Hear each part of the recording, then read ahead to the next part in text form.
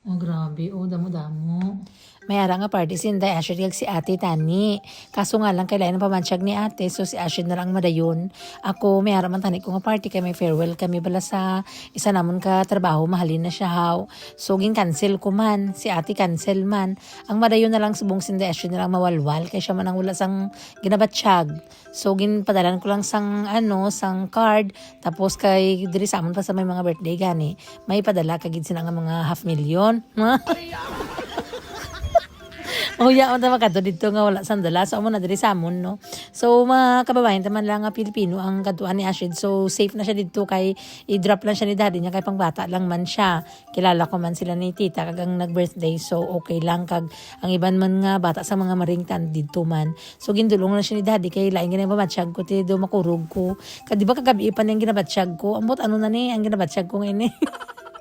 Di ba diri sa amon winter tigturog na tigbalatian, pero ang nagpapanik sa amon subong adlaw halin ko sa trabaho gin kaya ko giti budlay na kiganta ka amo ta balaw tapos salig ta nga maubra tapos i-cancel ta kailan matsyag ta so dapat kay pabibo ta ba di ba bida ta so nag duty ko bisan kurog-kurog ang tuhod ko. Pag-abot ko, hambal sa bana ko, hindi na ni manami, dalon tanin sa emergency ang bata mo. So, pag nagpuli na ni sila, mo na ni siyang resultahan, na bakla ni siya gani isang happy meal, kay dalas ang iyang kanervyos, tigin bakla ni isang pahalipay, kaya ti, bisan dako nila, was ang bata ako, bata pa ni isang isip. So, ang result, halin pa ni kahapon, pagpuli nila halin sa school, abi ko mga simple rush lang, pero pag abot ginahalin sa trabaho, pati na sa mukha niya, nagilapta na sa mga likod niya sa tanan-tanan, so nagpanik man tayo, hindi na normal nga allergy lang balahaw, nag-inom lang kita sang antihistamine, pero tanawang niya nga itsura, pero hindi na ka mag-worry, sa baba niya nga naga-purple, na, kaysa drink na. Ayan mo ta. So pagkatapos ko check sa tita ako na naman ginakurog. Basta hapon nang ginakurog. Ano ni man? Basi manuglupad na ko sini. Ang mga muscles ko nga nang gangululngol.